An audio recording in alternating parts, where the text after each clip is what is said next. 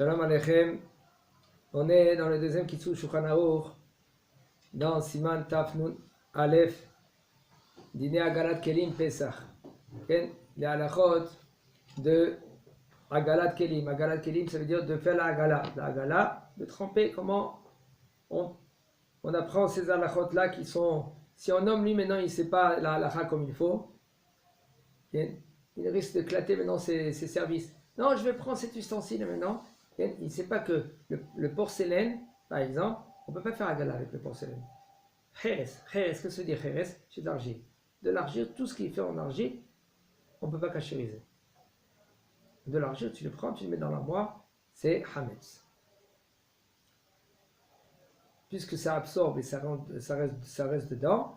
Mais là, même quand tu veux essayer de faire la agala, le hametz, là maintenant, il ne sort pas, il ne pourra pas sortir. On dit le Rav, צלחות של מתכת וכן כפות שדרך להשתמש בהם בכלי שני, שמערים לתוכן תבשיל מהגדרה, די להכשירם על ידי שבכיח למים רותחים שבכלי שני. On dit le Rav, il faut savoir que צלחות של מתכת, ça veut dire des assiettes qui sont en métal. Et aussi des cuillères, des fourchettes. Comment on utilise? On utilise avec kli sheni.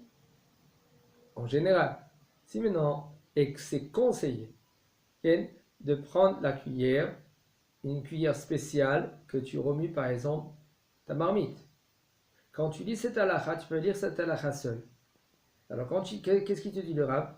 Kapot sheder ishtamesh bahem bekli sheni. Kapot, ça veut quoi? Ça veut dire des cuillères que quand tu l'utilises dans kli sheni. Quand tu es kli sheni, alors c'est bolé arak bi kli sheni. Quand tu veux maintenant être marchir, de le rendre cachère, comment tu le rends cachère? Tu prends cette cuillère là maintenant, tu trempes dans un kli sheni et c'est bon. Mais si maintenant cette cuillère là maintenant, tu l'utilises avec à remuer tes pâtes, ces pâtes là maintenant elles sont quoi? Hametz. Alors cette cuillère là maintenant elle devient hametz balua mikli rishon. Il a pris le goût du hametz d'un kli rishon, parce que cette cuillère maintenant elle devient kli rishon, c'est pas kli sheni.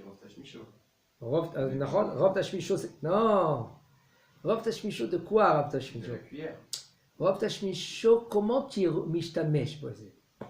J'ai la cuillère, je l'ai utilisée une fois dans l'année pour remuer mes pâtes, mais tout le reste du temps c'était pour mon assiette. Comment je marchais ça pour faire ça? Non, la she'ela elle n'est pas comme ça. La she'ela elle est rov tashmisho. Comment tu dois être mag'il ou melaben. C'est ça, c'est rov tashmisho. Mais c'est rov tashmisho. Si maintenant tu utilises cette poêle, la majorité du temps, cette poêle là maintenant tu l'utilises avec beaucoup de l'huile. Une fois tu as fait un œuf, tu as mis un tout petit peu de l'huile. Alors tu vas me dire maintenant voilà, une fois j'ai utilisé cette poêle là maintenant avec un peu de l'huile, alors il faut que je fais l'iboun, c'est-à-dire avec le chalumeau. Non. Là, on te dit, Rov Tashmisho, la majorité de ce Tashmish là, c'est comment? C'est avec beaucoup de l'huile, mais là, tu dois faire agala et pas les boules.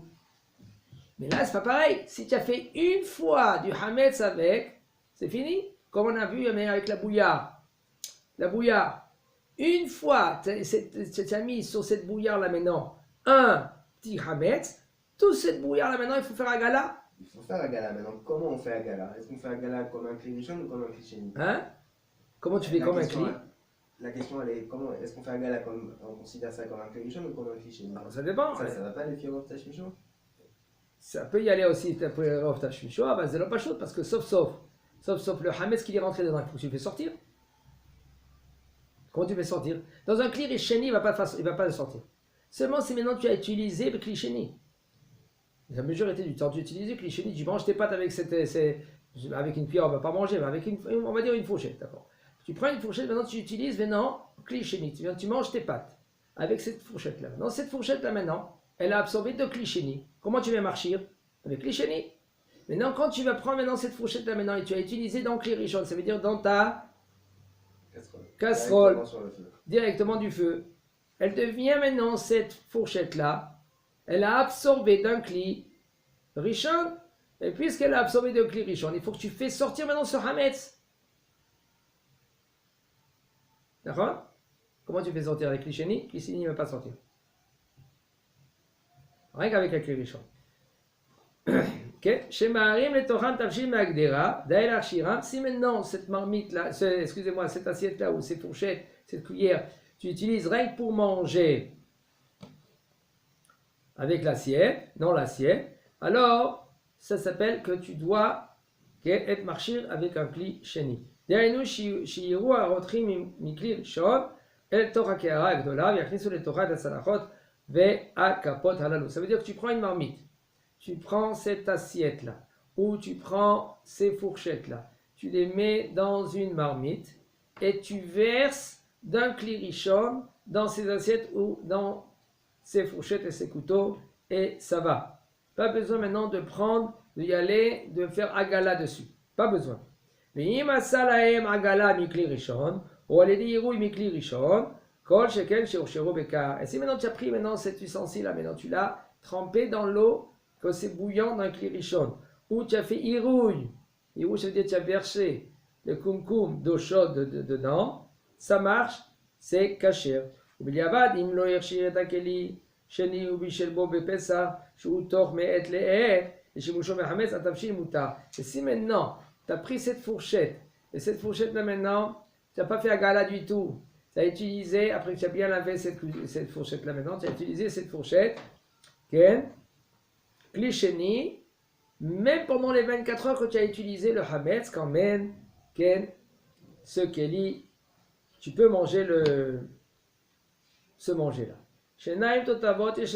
Mais excusez-moi, entre parenthèses, je vous dis, il faut faire très attention, ça va vite.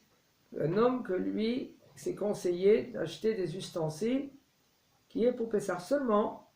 Si maintenant tu n'as pas des ustensiles, oh Hachem, il y en a qui disent, écoute, tous ces ustensiles de Pessah, où je vais les mettre? Il n'y a aucun problème. Prends ton service. Ce service-là maintenant, tu mets dans une grosse marmite que tu as, tu mets sur le feu. Il faut savoir que la marmite, elle n'a pas 24 heures. Que le hametz, il était dedans. Et plus que 24 heures que tu as cuit avec. Tu prends tous ces fourchettes, ces couteaux-là, tu les as bien nettoyés, qu'ils sont après les 24 heures.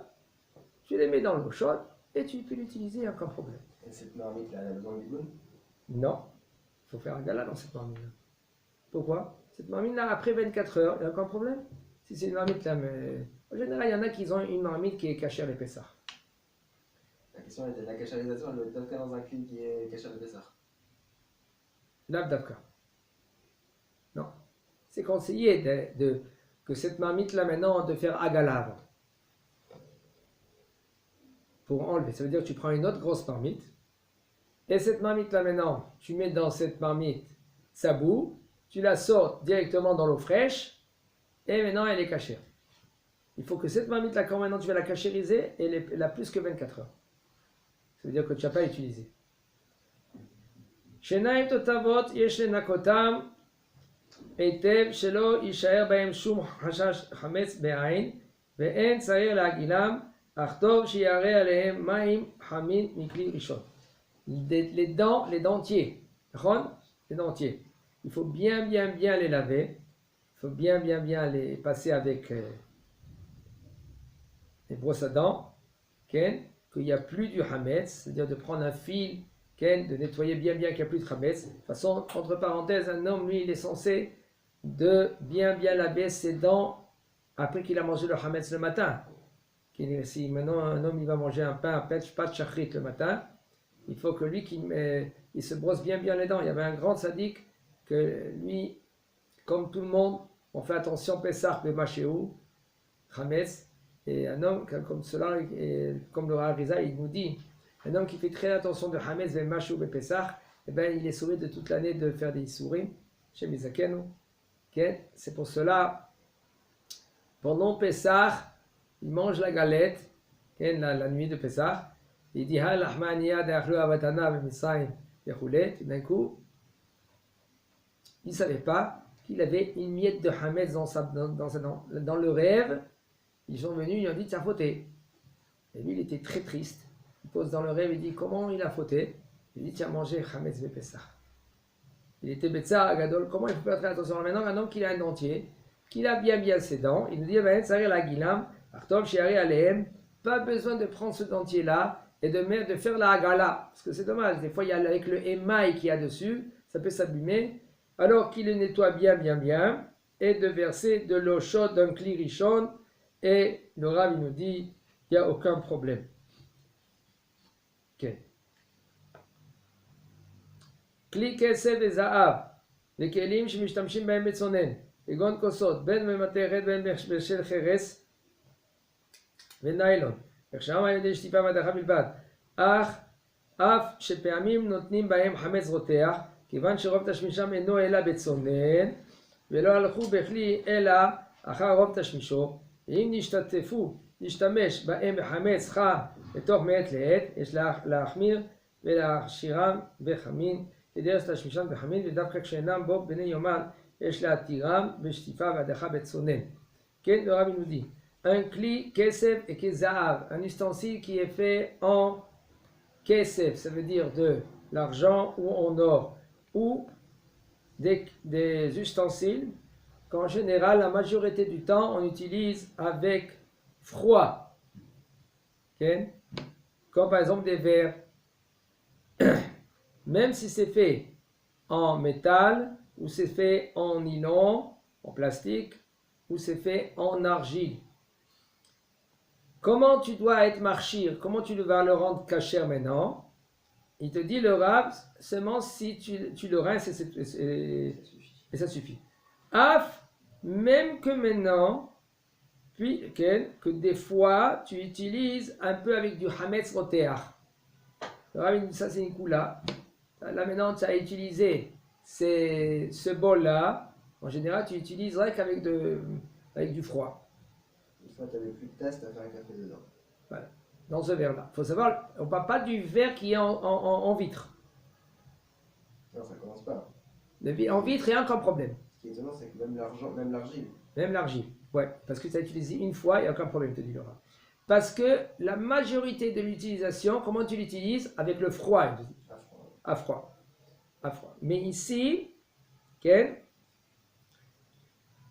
puisque tu as une fois utilisé, c'est un cachet, parce que en haut, le Rav nous a dit avec la bouillarde. Cette bouillarde là maintenant, la bouillarde, elle est chaude, tout le temps tu utilises chaud. Et puisque tu utilises chaud, mais là, si une fois tu as mis du hametz, tout ça devient. C'est klirichon. Et même c'est klirichon. Rotea. Comme ça tu peux dire ça, puisque c'est un cliché, alors peut-être c'est moins boléa. Puisque la majorité de l'utilisation de ce kéli-là, il est avec froid, avec le kéli, on y va selon la majorité du tashmish, comment tu utilises ce kéli-là. Si maintenant tu as utilisé avec cet ustensile pendant les 24 heures du Hametz, alors il nous dit le Rav quand même il faut être mahmir et d'être marchir, de le rendre kasher avec de l'eau bouillante, comme tu as utilisé avec de l'eau bouillante, alors tu vas être mahmir parce que c'est pendant les 24 heures. Parce que sauf, quand c'est pendant les 24 heures, ça s'appelle Noten Tam Mishvach. Et après les 24 heures, c'est Noten Tam Mifgam. Mais là, quand tu veux annuler le Hametz, que c'était plus que les 24 heures, c'est mieux. Parce qu'une fois tu as utilisé. Alors le Rav nous dit, on peut ne pas être rigoureux. Mais ici, puisque c'est dans les 24 heures, là tu dois être marmir, de la archir, de rendre kasher cet ustensile-là, comme tu l'as utilisé. Seulement si maintenant c'est passé les 24 heures, là, il nous dit le Rav, tu peux prendre cet ustensile-là et de le rincer bien, il n'y a aucun problème. Mais carrière hashmali frigidaire. D'ailleurs, beshtiva menikoui etev la archiro le pesach. Au niveau du frigo, il y en a qui se cassent la tête. Mamash, on voit les gens, on a vu les années qui passent, on voit les gens qui démontent le frigo. Le frigo, il y a un tzad quand même, parce que la nourriture elle est là-bas.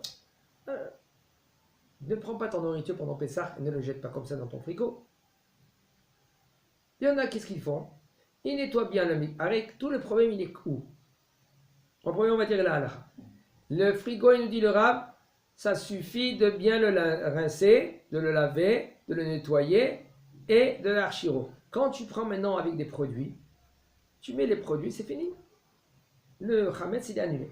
C'est sûr que s'il y a des morceaux de Hametz, par exemple, sur la porte, vous allez voir, en haut, il y a comme une sorte d'accordéon, là, comme ça, quand tu fermes la porte du frigo. Il y a des fois du Hametz tu nettoies bien avec des produits qui annulent le Hametz, il n'y a aucun problème maintenant.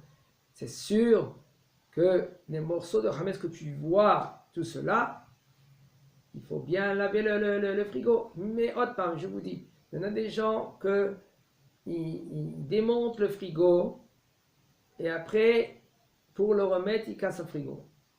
Comment tu l'utilises pendant toute l'année? Tu le nettoies aussi. Alors, il y en a, qu'est-ce qu'ils prennent? Ils prennent avec un shoev. Comment on dit shoev? Shoev, ça veut dire Une pompe.